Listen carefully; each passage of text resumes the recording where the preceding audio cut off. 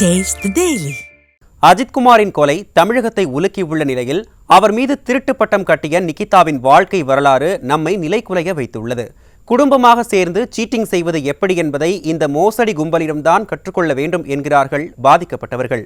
அந்த காலத்து கல்யாண ராணி நிகிதாவின் பல மோசடிகளை விவரிக்கிறது இந்த செய்தி தொகுப்பு. அவர் வீல் சேர் கொண்டு கொடுத்துட்டு காரை நானே கொண்டு போய் நிப்பாட்டிட்டு வரேன், எங்ககிட்ட கார் சாவி வாங்கிட்டாரு. அப்புறம் நகையெல்லாம் போட்டுக்கோங்க, ரொம்ப மொட்டையா இருக்குன்னு சொல்லிட்டு பின்னாடி திரும்பி பேக்ல பார்க்கும்போது பேக் வெளியே கிடந்தது. அதுல பார்த்தா நகையெல்லாம் இல்ல. இப்படி என் நகையை காணோம், நீதி வேணுமென யூடியூபர் போல் விளாக் வீடியோ வெளியிட்ட நிகிதா அஜித்குமாரின் கொலைக்கு பிறகு பொள்ளாச்சி, கோவை என நிற்க நேரமின்றி காரிலேயே சுற்றி கொண்டிருக்கிறார். காவல்துறை துரத்தவில்லை, அவர் செய்த வினையெல்லாம் அவரை துரத்தி கொண்டிருக்கிறது. பல நாட்களுக்கு பிறகு நிகிதாவின் பெயர் தலைப்புச் செய்திகளில் வந்ததும், பாஸ், இந்த குடும்பமே ஒரு சீட்டிங் குடும்பம் பாஸ் என பாதிக்கப்பட்ட பலர் கண்ணீர் மல்க தங்களது கதைகளை சொல்லிக் கொண்டிருக்கின்றனர். தந்தை சப் கலெக்டர், அம்மா அரசு ஊழியர், நிகிதாவோ PhD படித்த மேதாவி. இப்படி பார்த்தவுடன் நல்ல குடும்பம் என நம்பிய பலர் ஏமாந்து நடுத்தெருவில் நிற்கின்றனர். 2010ஆம் ஆண்டே அப்போதைய துணை முதல்வர் ஸ்டாலினுடைய உதவியாளரை தெரியும் என கூறி அரசு வேலை வாங்கி தருவதாக பலருக்கு விபூதி அடித்திருக்கிறது நிகிதாவின் குடும்பம். பேராசிரியர் பணி தொடங்கி சத்துணவு அமைப்பாளர் பணி வரை பணம் பார்க்காத இடமே இல்லை. நம்ம மேல பல குற்ற வழக்குகள் இன்னும் இருக்குங்க. நாங்க 10 பேர் தான் கம்ப்ளைண்ட் கொடுத்துருக்கோம். இதை சார்ந்து இன்னும் கம்ப்ளைண்ட் கொடுக்க நிறைய பேர் இன்னைக்கு ரெடியா வந்துட்டே இருக்காங்க. இந்த வீடியோ தெரிஞ்சு வெளியில இந்த மீடியா மூலமா விவரங்கள் தெரிஞ்ச நபர்கள் அனைவரும் எங்களை தொடர்பு கொண்டு இவங்க எங்கள்கிட்ட பணம் மோசடி பண்ணிட்டாங்க, இந்த இடத்த வச்சு எங்களை மோசடி பண்ணிட்டாங்க, வீடை வச்சு எங்கள்கிட்ட மோசடி பண்ணிட்டாங்க, பணத்தெல்லாம் நிறைய நாங்கள் இழந்துட்டோம் அப்படின்னு சொல்லி இன்னைக்கு அடுத்தடுத்து இவங்க மேல புகார் மனுகள் வந்த வண்ணம் தான் இன்னைக்கு உள்ளது. சின்ன பையனை, ஒரு வாழ வேண்டிய ஒரு பையனை, அவனுடைய உயிரை மாய்ச்சதுக்கு முழு காரணமாக அவங்க இருக்கிறதுனால தான் இப்போ நாங்கள் விரக்தியில் இப்போ வந்திருக்கிறோம். அதான் ஸ்டாலின் துணை முதல்வராக இருக்கும்பொழுது அவருடைய PA அப்படின்னாங்க. நாங்களே அங்கே யார் அவங்க பழக்கம்லாம் தெரியாது. அன்னைக்கு இருந்த இன்ஃப்ளூயன்ஸ் இன்ன வரைக்கும் வச்சுருக்கிறாங்க. அப்போ நம்மளாம் எப்படி போய் அவங்கள போய் பார்க்க முடியும்? சாமானியன்னு பார்க்க முடியுமா?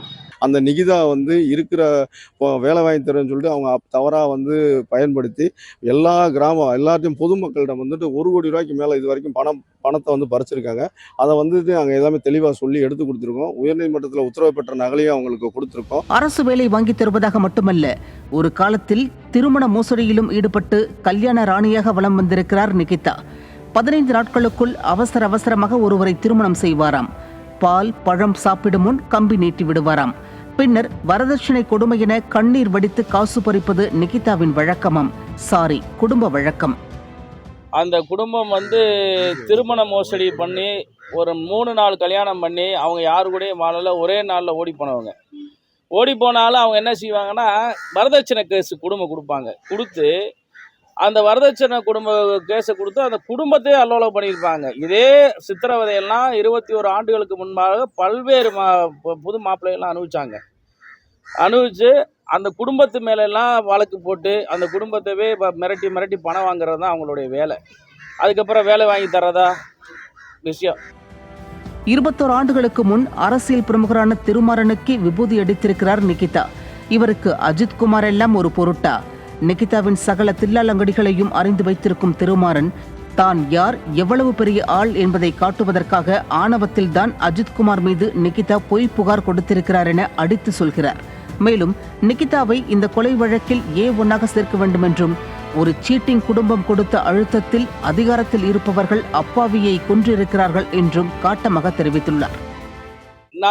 நான் சொல்றேன், நகை அவங்க கையில இருந்து போறதுக்கு வாய்ப்பே கிடையாது. நகை திருட்டு போறதுக்கான எந்த வாய்ப்பும் கிடையாது. இந்த நகை என்பது பொய்யான குற்றச்சாட்டு. இந்த வண்டி தள்ளுறதுல ஏதோ பிரச்சனை, அவங்களுக்குள்ள வாக்குவாதம் ஆயிருக்கு. தன்னுடைய ஆளுமையை நிர்ணயிக்கணுன்றக்காண்டி தான் இவங்க ஒரு 100 கால் போட சொன்னது. தன்னை யாரும் பெரிய ஆளுன்னு காட்டுறதுக்காண்டி ஏற்பட்ட ஒரு ஈகோ பிரச்சனையில தான் மரணத்துல போய் முடிஞ்சிருக்கு.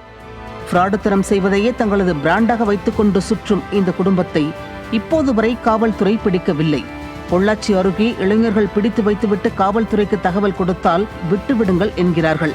கோவில் காவலாளியிடம் தனிப்படை மூலம் வீரத்தை காட்டி கொலை செய்த காவல்துறை நிகிதாவிடம் பம்முவது ஏன்? அந்த திருப்பணத்துல கொலை நடந்ததில்லைங்க சார். சரி, காவல்துறையில அதிகாரிகள் அடிச்சாக்கிட்டாங்க அப்படின்னு சொல்லிட்டு அந்த அம்மா கூட கம்ப்ளைண்ட் பண்ணிச்சு. ஆள் அப்ஸ்காண்டிங்கு எஸ்கேப் ஆயிட்டாங்க அப்படின்னு சொல்லியிருந்தாங்க பேப்பர்ல, டிவில எல்லாம்.